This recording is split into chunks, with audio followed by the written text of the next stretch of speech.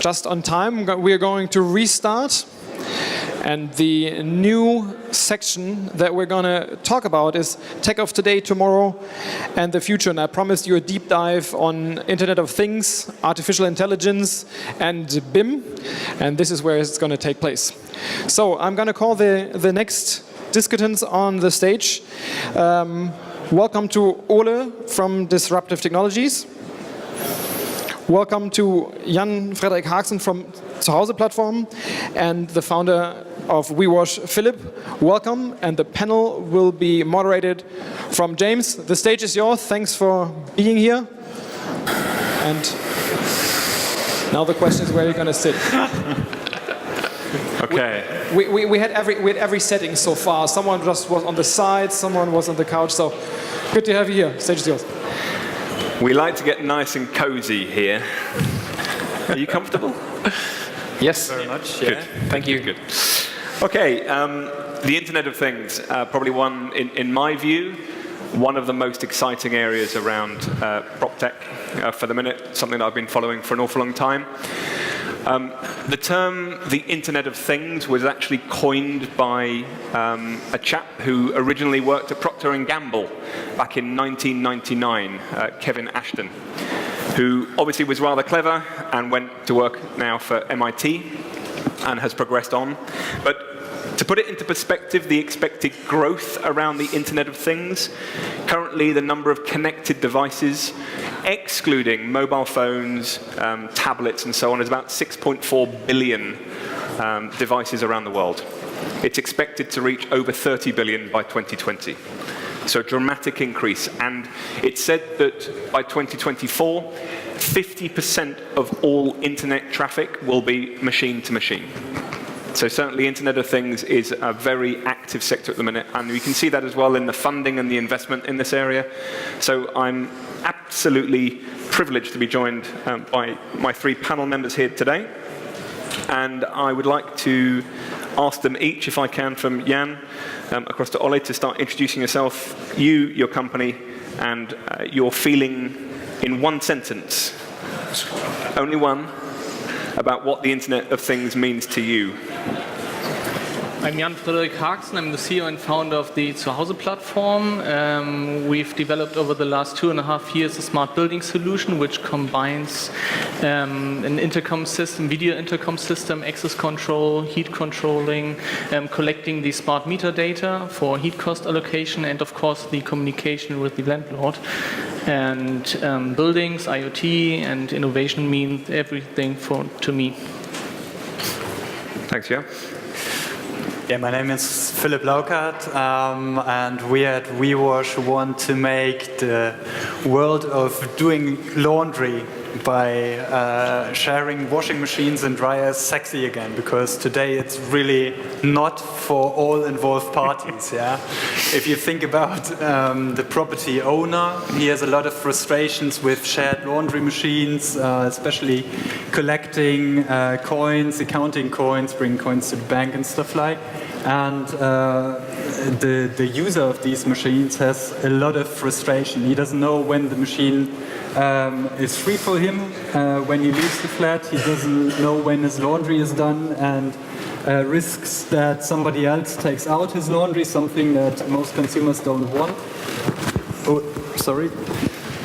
And that's okay. While you're doing that, I never thought we would hear the term, we're here to make washing sexy. I never thought I'd hear that today, so thank you.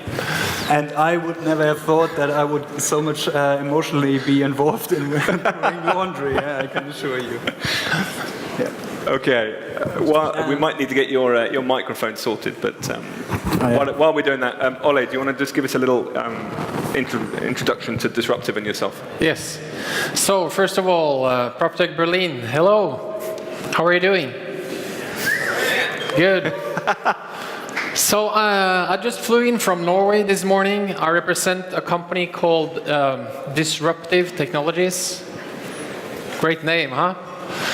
We make the world's smallest connected sensor. This is actually a sensor I have here in my hand.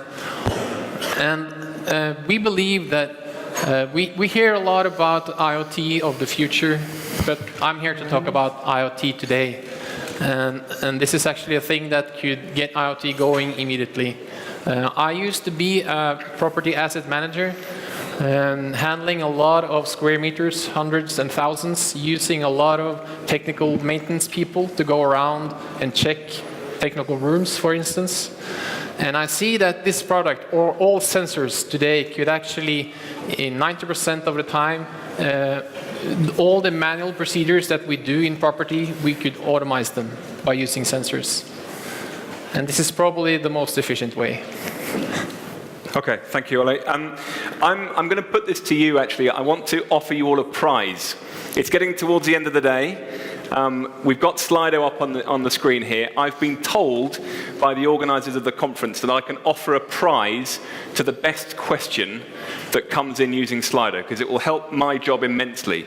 I can't tell you what the prize is yet, but I promise you it involves Alex at the end of this. So the best question gets a prize at the end. So please do use slido.com, because what I like to do is I like to involve the audience a lot more, because one of my problems in panels is that we can talk to you, you can't talk to us too much. So please do any question, I'll try and organize it as it's coming in. So thank you for that. I promise it's a prize you'll definitely want. Okay, Internet of Things. For me, one of my problems that I see a lot is this resistance to using the Internet of Things within the business landscape.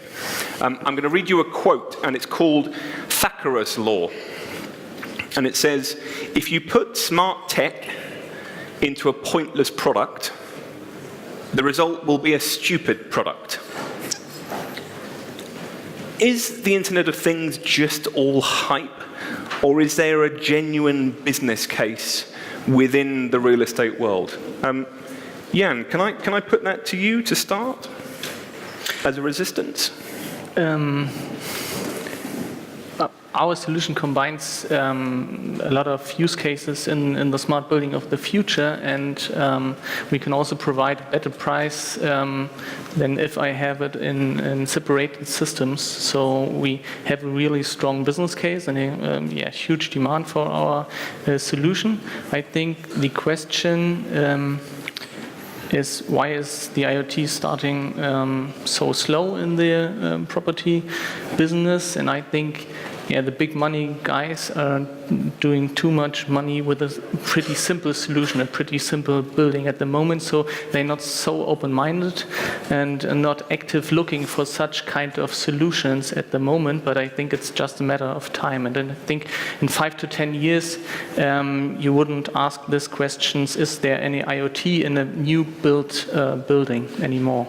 I think it's the people expect it at some tipping point, and I think in the IoT and in the smart building sector, we're at that tipping point to the mass market. Okay, now. So do you, to bring Philip into here, do you believe it's more about a misunderstanding of the benefits of Internet of Things?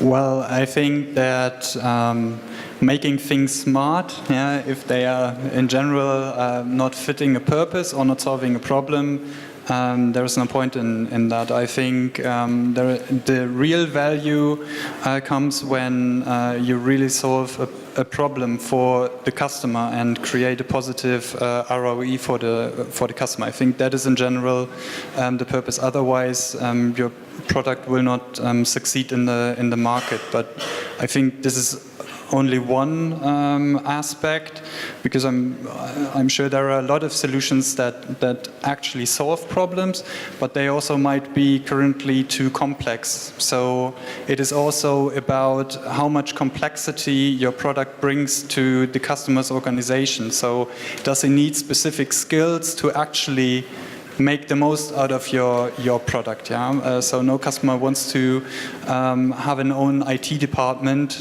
just to be able to run your product. So the product itself also needs to be combined, in my opinion, with an attractive service package that creates an entire solution.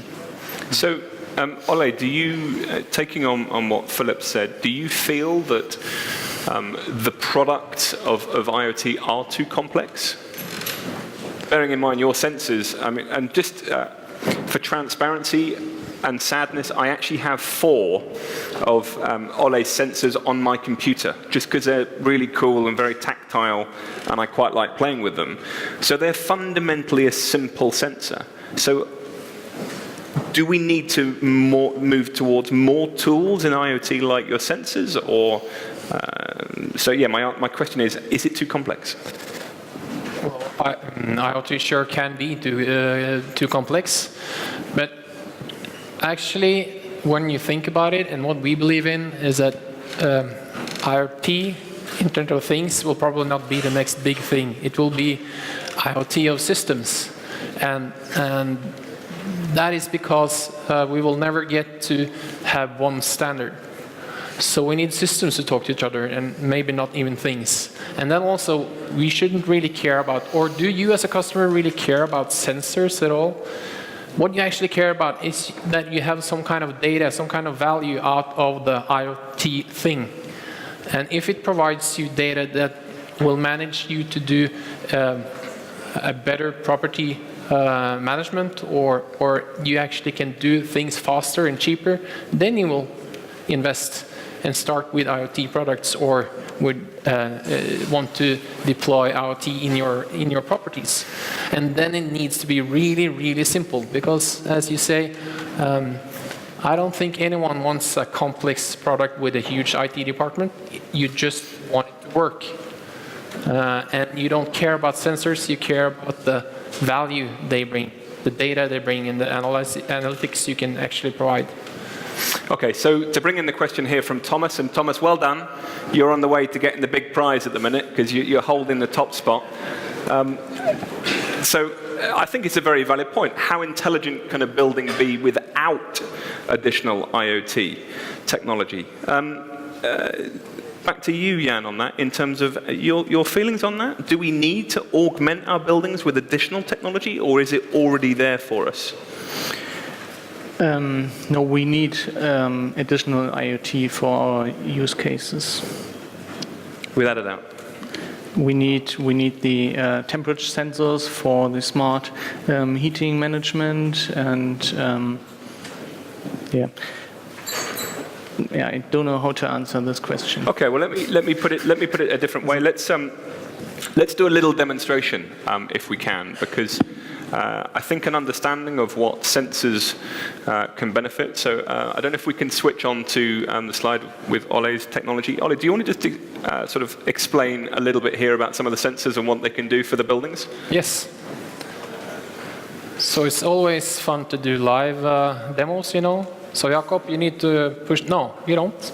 We're on. Okay. As I mentioned, I used to be a property asset manager, and I had a lot of technical people. And what do they do? Well, I had hundreds and thousands of square meters that we needed to check every single day, technical rooms. So technical management people, one of their main interests during the day is to go into technical rooms, and they see if anything is wrong. They smell if something has burnt, and they listen if there's something going on with the pumps. And they do this, and they go out, and they go into the next room, and they do the same, and they do the same. And if there's a pump, there's something wrong on, then they call me. And they're like, oh, the pump is gone, the electricity, the tenants, they are killing us. What can we do? And then I ask, can you fix it? No, I'm not an engineer. We need that really expensive engineer to fix it. And then I'm thinking, why can't we then use IoT or technology to do this a more efficient way? So the people that actually do this manually walking around can do more good stuff instead of doing that work assignment. So here I have a temp sensor in my hand. So now, hopefully I'm more than 24.8 degrees. So when I push this, you actually see it changes immediately. And it's quite sensitive as well. So what I can do with this, I could put this on the pump that has a threshold of, should be working in between 40 to 50 degrees. If it jumps up to 52, I will get an alarm, or my technical manager will get an alarm, and then he can actually come on a call instead of going around doing this geographically every day. So that's like one of thousands examples of what we can do in property. How easy isn't that? Instead of using the manual power we use today to do this. The same will be with the door. this object sensor. Now you see it's closed. That's because I'm holding my thumb above this one. It actually senses 5 millimeters. I don't even have to hold on it. I can just do this, and then now it opens again, and now it's closed. So it takes me about 5 seconds to put this in a door frame. You know, you have all these security systems with the magnets, 2 things. You need an electrical engineer to screw them in the door, in the wall mount, and then you have to change the battery every 3 years or 2 years. This one actually has 15 years of life expectancy, reading 100 times a day. So this will just in seconds automate all your manual procedures in property. And this won't just happen in property, because this is just a start. I'm unlucky enough to join the company and tell you what we can do. And why am I doing this in property? Because everyone has an office. And if they see what we can automate in office buildings, they will come from the health, the oil, the gas, whatever industry, utilities, and they will say, wow, I can do this. We can do this with sensors. We have a company today. They do these energy kiosks that produce the power. And they also had manual rounds checking 20,000 kiosks every week if they have the right temperature, if they're closed. Now they do it with 2 sensors. And then these people can do more, greater stuff, be more efficient. So that's one way to do it. Okay, thank you for that. I hope, if nothing else, when Ole asked me whether we could do a small demonstration, I hope that gives you an idea of the power of what small sensors can do. Because one of my problems with this resistance to IoT, and I'm not sure who wants to pick this up, but one of my ideas about resistance is about retrofitting, about going back. It's all well and good us building brand new buildings which are already IoT at the heart of them, but how do we deal with the buildings that are in the past? How do they become IoT? Who wants to start on that? Yeah, I think that is exactly what you're saying, right? It is important that you also provide solutions where people can retrofit existing buildings, maybe via sensors, like the one Ole just showed us, or also the solutions that we provide, where you can make the most of your existing facilities, washing machines and dryers, no matter what age, no matter what brand, can be digitalized today as well. Yeah, so can I just jump in? I totally agree. And you know, we have had sensors in buildings for the last 30, 40 years. I have used them all. Siemens, you probably all know them. Schneider, Honeywell, whatever building management system you have used sensors. Usually they're cabled. If you're lucky, they're wireless. Then you have to change the batteries every 3 years. It's just too expensive. In all new projects or refurbishing, in the Nordics, we say that technical installations is close to 50% of the cost. Using wireless sensors that actually you don't have to retrofit them before the day before the tenant gets in the building will just marginalize those costs immediately. So it will be effective, but then again you need a solution that is easy to deploy, and that's the trick. Okay, so I mean, bringing in something here, which Frederik, a great question from you. It's been upvoted 7 times, so you're at the top of the running. There is this issue here about how everything connects to each other, how does it communicate? And I think the point here is, does the Android of buildings exist already? Because how do they work in combination with each other? I think that is today one of the biggest barriers, that there isn't a certain standard or one platform that integrates all the existing solutions. So that is actually the task that at least the ones that we represent our industry here have to take on, because only if we can provide an integrated solution we can break through these barrier and really make or conquer the market potential that you were talking about before, right? Yes, and that's also why we talk about Internet of Systems and maybe not Internet of Things, because you need really good cloud solutions that can talk easily to each other through a simple API, because then you jump across the barrier of not having standardized solutions. So then you have Internet of Systems talking to each other. So then, Frederik, we actually could, because every building today, at least every efficient building, has some kind of building management system from Schneider, Honeywell, or Siemens, or whatever. But then you have proprietary solutions and sensors. But if you go to the cloud-to-cloud solution, you could actually talk to the Modbus, to the BACnet, and then actually integrate every sensor you can get on the market. Not only ours, but everything. And then you really will get going on this. Because then you can use this, you can put it in the window, and when you have a meeting, you open the windows to get fresh air. What happens? You think you get fresh air, but actually the oven under the window starts to heat up, and you throw out your energy money. Yeah. But then if you could tell the building system, when this window opens, kill that oven, because you can talk to the building management system, then we start talking about getting really efficient. In short, to answer Frederik's question, and Jacob, if you could just delete that, look at that. Thank you. If we could just, if we could integrate that all together, it'll obviously be a far smoother system. Do you feel, and bearing in mind, Google have just bought out, or just actually pitched for a 12-hectare plot of land just outside of Toronto. And to use their terminology, they have done it to build a city from the internet up, which I think is a really interesting turn of phrase. Do you feel it needs a Google to get involved in this, to create what Frederik has said here as the Android of the IoT market? Or can you guys do it? Talking to me? It's a tough one. Can you do it? Yeah, well, actually, we have quite hairy goals on going global. We're still doing pilots. We're going to try to hit the market early 2018.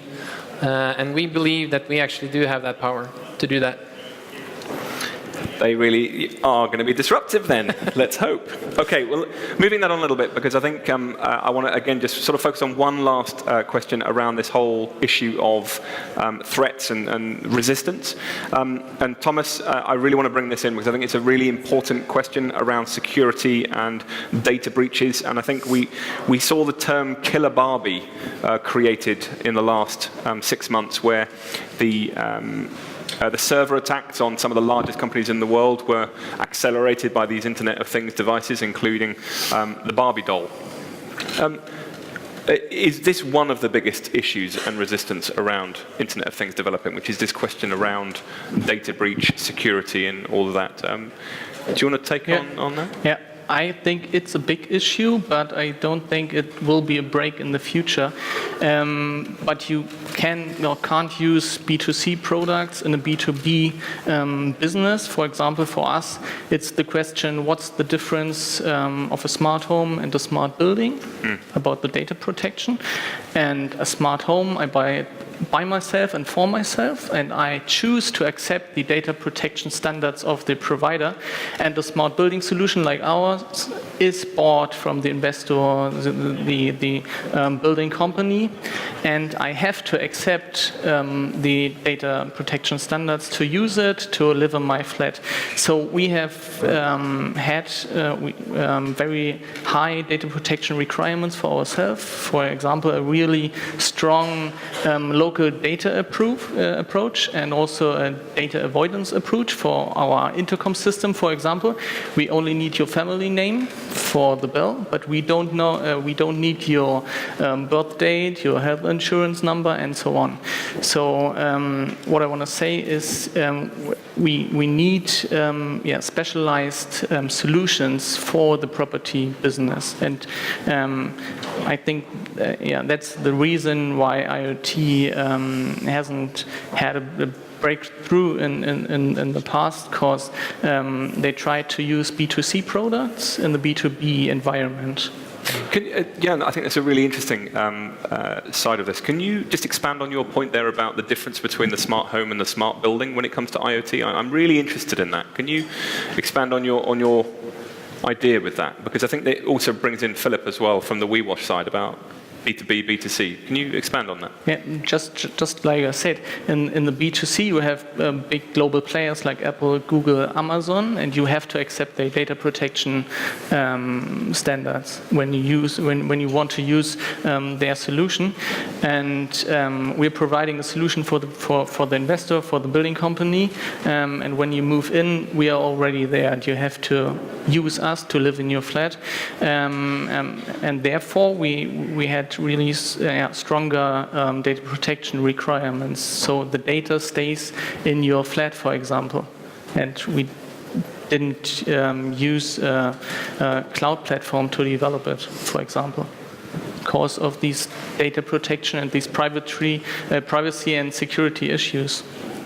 Okay, I just want to bring in Philip if I can, who's trying to make washing sexy, which for me it's the quote of the day. I mean, it always was. It was always a quote. We just make it even more sexy. No, you're making it even more sexy. So just tell me, how does that impact you in terms of data security, data protection for the consumer data you have? Well, who owns that data? Well, obviously, data protection is vital if you operate in the IoT environment. But if you have operations within Germany, it is really, really vital, because for German consumers, data protection is one of the absolute top priority lists. So the question, who owns the data is quite interesting. Well, first of all, I mean, the private person always owns his own data, and obviously you have to comply to the data protection laws that are to a certain degree specific for or applicable in the country. And like Jan said, if you go from the B2C space to the B2B space, requirements become even more, even harder. Yeah? And you have to apply complete different standards there as well. Okay, I want to come on to you. Tell me more about this amazing prize. Alex, was that your question? Alex wants to know about the prize he's going to offer for the best question. I can't tell you, Alex. Ole, have you got a comment on this whole data world in terms of who owns that data from your sensors? Yeah, I think from my perspective, the recent years, when I think about IoT, it's usually a smart home product, B2C, that we hear about in the newspaper. Someone hacked your camera or your security system, which you bought at your retail electronics shop. But to get IoT to be really successful, the security is obviously one of the main factors. And also, if you want to go from the B2C to an industrialized product, you really need some kind of security for the total solution, so that the customer actually can say that maybe we do not 100% own the data, because that's hard when you have the Google solutions, etc.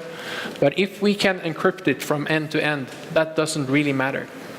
If we can buy third-party encryption keys, burn them into the sensors or solutions that we use, so that we actually know that when we get that data, we're the only ones that can open it with our key. It doesn't really matter who owns the data, because we own the meaning of the data, then using it in our solution to analyze and then to get going on the best decisions.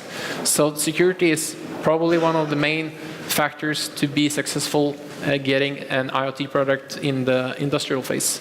And just bringing up a comment that Philip made in terms of the German data standards are very, very rigorous. Are you finding there's a big difference between, say, German data standards, Norwegian data standards, British data standards? Is there a different ideal there?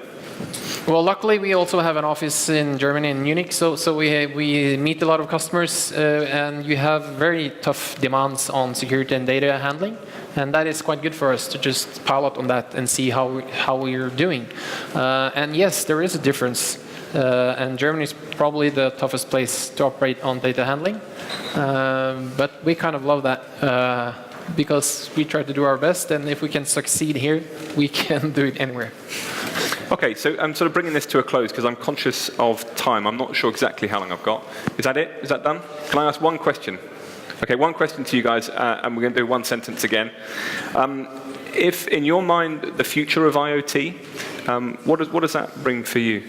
Yeah, the future. Some future issues or topics are energy harvesting sensors for us. So sensors which harvest the own electric energy out of the surrounding by solar, by temperature difference, by the movement from a rocker switch, for example, and also the power over Ethernet technology, which we are using, and for example, Philips is powering the lightning from office buildings with it, and I think this will be a big enabler for the IoT business. So energy harvesting and the sensors and more intelligent sensors, and the whole PoE technology. So a huge play around efficiency.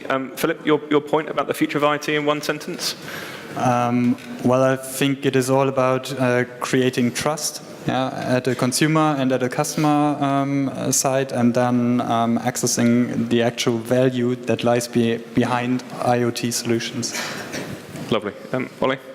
Yeah, from my side, I'm thinking about the Internet of Systems, because in every aspect of the IoT world, you need some kind of we call it connector, but you need some kind of gateway to get all the signals.